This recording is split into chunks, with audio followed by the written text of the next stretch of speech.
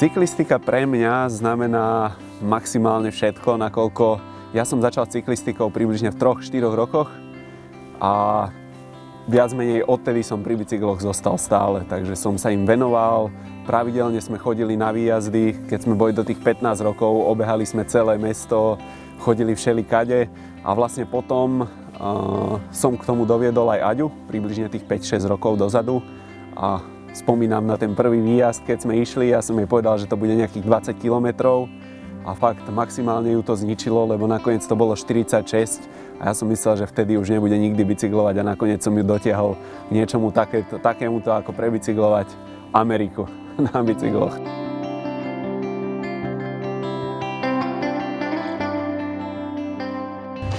To nie sme včera prišli. Tak prišli sme do Kolumbie, čakali nás samozrejme kopce. Kolumbia je krásna na kopce, s tým, že najskôr musíš vystúpať hore, hore a zase dole. Proste oni nespravia cestu nejako okolo kopcov, oni ju pekne dajú cez kopce, by si to človek asi viacej užil. A potom nás vlastne čakali kordillery, ktoré možno boli horšie. Aj toto je Kolumbia v období dažďov.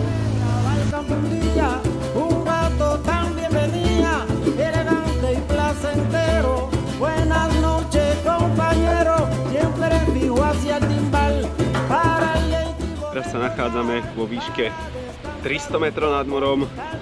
Je to taký malý prales. Človek sa ráno zobudil a nevedel, čo ho čaká.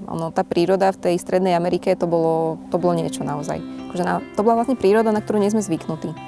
Takže pre mňa to bolo objavovanie, takže ja som bola skôr šťastná z toho, že každý deň je iný, každý deň objavujeme niečo nové, stretávame nejakých ľudí, ktorí boli naozaj veľmi milí, každý sa pri nás zastavoval, fotil, pýtal sa nás. Takže španielčinu sme sa učili poctivo celú cestu, aby sme teda sa s nimi aspoň vedeli nejako dohovoriť, aspoň nejaké základy. You must have video. Yeah, we... It had the sound. Now, I know when it's in the case, then you can't hear the sound. But now you can hear. Prvú vec, čo sme spravili, my sme nikdy neboli takíto dlhodobí cykloturisti, takže my sme nevedeli, čo si zbaliť alebo ako čo spraviť. Tak sme objednali cyklotašky, zadný nosič, 2 tašky dozadu, 1 dopredu a povedali sme si, že toto by bol maximum, do ktorého by sme sa chceli zbaliť na 3-ročnú cestu. Takže nevedeli sme, že čo si zbaliť, tak sme sa vybrali na cestu okolo Slovenska a vlastne za 10 dní sme obišli celé Slovensko a pochopili, čo na tej ceste potrebujeme. Takže kopec vecí sme vyradili, čo sme nepotrebovali, čo sme zase nemali, sme si dokúpili. Čo sa týka tých servisných vecí, tam boli nejaké základné ako všetky kľúče, ktoré potrebuješ na dotiahnutie bicyklu alebo nejakých tých častí na bicykli. Brzdové doštičky sme mali náhradné, keďže išlo o hydraulické brzdy. Táto značka poteší každého cykloturistu najviac, hlavne po 40 km stúpania. Od výmeny hydraulickej kvapaliny po všetko sme sa tam naučili, takže ten bicykel nebol problém opraviť. Avšak v Strednej Amerike je problém s tým, že oni tam majú ešte stále starý systém, čiže 26 kolesa, takže je problém zohnať niečo na 27,5 alebo 29. Takže keď sa ti niečo stane s bicyklom, tak je dosť veľká pravdepodobnosť, že to tam neopravíš a musíš si zobrať buď autobus do nejakého veľkého mesta a tam niekedy čakáš aj týždeň, 2, kým ti dojdú veci buď z Ameriky alebo z nejakých iných štátov.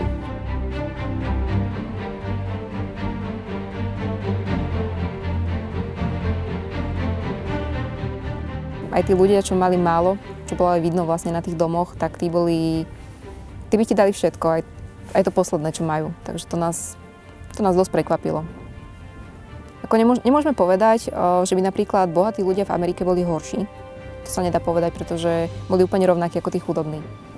Stretli sme naozaj ľudí, čo nám veľmi, veľmi pomohli. Aj nás dosť prekvapili, aj nás menili podľa mňa. Že toto by sme vlastne chceli začať aj tu na Slovensku. Že tu na Slovensku sa vlastne dosť veľa ľudí nestará. Aj keď vidí niekoho, tak radšej sklopí oči, proste nie je to jeho problém.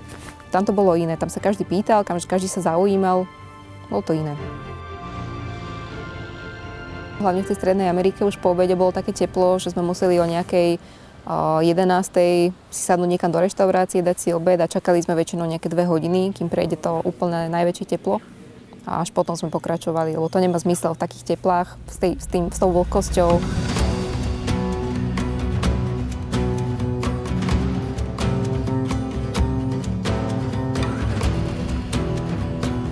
Z Salvadoru sme išli do Guatemaly a Guatemala bola tiež jedna z najkrajších krajín. Vlastne tam sme zažili asi najkrajší zážitok z celej cesty, kde sme si vlastne zaplatili výstup na súpku so sprievodcom, ktorý vlastne takú skupinku nás a ďalších možno 10 ľudí zobral na vrch jednej sopky, z ktorej sme pozorovali vlastne sopku oproti, ktorá každých 20 minút vybuchuje. Takže táto erupcia sa vlastne opakuje stále, takže je tam istota, že to človek vlastne si to užije. Takže toto bol asi najkrajší zážitok, táto sopka, hlavne pozorovať ju v noci. Hej, bola to vlastne sopka Acatenango a oproti vlastne tá sopka, ktorú sme pozorovali, to bola sopka Fuego. Tam si vlastne aj cítil tú zem, ako sa chveje, tam sme vlastne spali v stanoch, všetko to čakalo v basecampe na sopke. No stalo to len 40 €, že v podstate nič za takýto zážitok, to je naozaj na celý život. Tu sú budovy. V tej Strednej Amerike mali úplne obyčajných bicyklov, že čo si sami skladali samozrejme aj tam boli bohatší ľudia, takže mali 10-tisícové bicykle a podobne. No v Amerike to už bolo také, že každý takýto cyklista, tak ten mal minimálne 10 bicyklov a hlavne mali tandemové bicykle, to je tam úplne populárne. Takže hlavne páry tam mali možno 3 tandemové bicykle, to bolo akože, my sme takto pozerali v tých garážach, akože naozaj to bolo jak múzeum bicyklov. Každý jeden wormshower mal minimálne 5 bicyklov.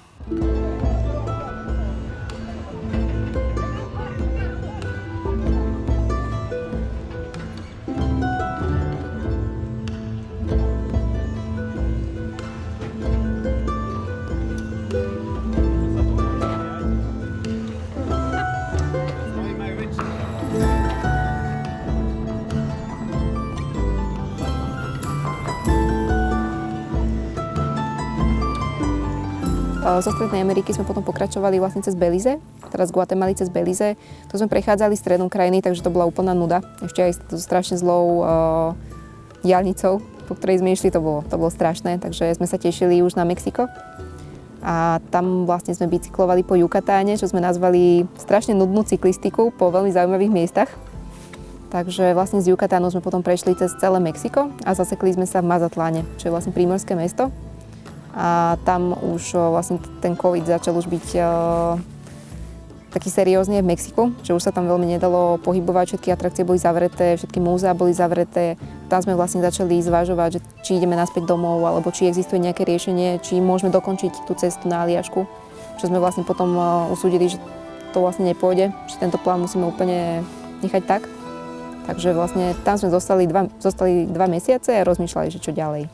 No a vyšlo z toho teda, že aspoň prebicyklujeme celé USA.